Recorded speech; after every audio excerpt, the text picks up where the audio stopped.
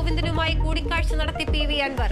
താൻ തുടങ്ങിവെച്ചത് ലോബിക്കെതിരെയുള്ള വിപ്ലവമെന്ന് പ്രതികരണം. പാർട്ടിക്കും ദൈവത്തിനും മുന്നിൽ മാത്രമേ കീഴടങ്ങൂ. മുഖ്യമന്ത്രിയെ മുഖ്യമന്ത്രിയാക്കിയത് പാർട്ടി. ഇത് ഈ അഴിമതിക്കെതിരെ, ഈ അക്രമത്തിനെതിരെ, ഇവിടെ ജനങ്ങൾ ആഗ്രഹിക്കുന്ന ഈ ഗവൺമെന്റിനെ തകർക്കാൻ ശ്രമിക്കുന്ന ഒരു ലോബിക്കെതിരെയുള്ള ഒരു വിപ്ലവമായി മാറും. അതിന് യാതൊരു തർക്കവുമില്ല. എൻ്റെ കമ്മിറ്റ്മെന്റ് മുഖ്യമന്ത്രി അങ്ങനെയാണ് മുഖ്യമന്ത്രിയായത്. അദ്ദേഹം വീട്ടിൽ നിന്ന് വന്നായതല്ലോ, ഈ പാർട്ടിയല്ലേ ആക്കിയത്. പരാതി CPIM സംസ്ഥാന സെക്രട്ടേറിയറ്റ് അന്വേഷിക്കും. നിവിൻ പോളി ക്രൂരമായി പെരുമാറിയെന്ന് പരാതിക്കാരി. 3 ദിവസം മുറിയിൽ പൂട്ടിയിട്ട് പീഡിപ്പിച്ചു. മയക്കുമരുന്ന് കലർത്തിയ വെള്ളം കുടിപ്പിച്ചെന്നും ആരോപണം. നിയമ നടപടിക്കൊരുങ്ങി നിവിൻ പോളി. പരാതിക്ക് പിന്നിൽ ഗൂഢാലോചനയെന്ന് വാദം.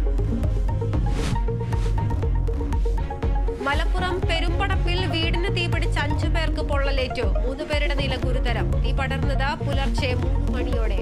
ആത്മഹത്യാശ്രമമാണോ എന്ന സംശയത്തിൽ പോലീസ്.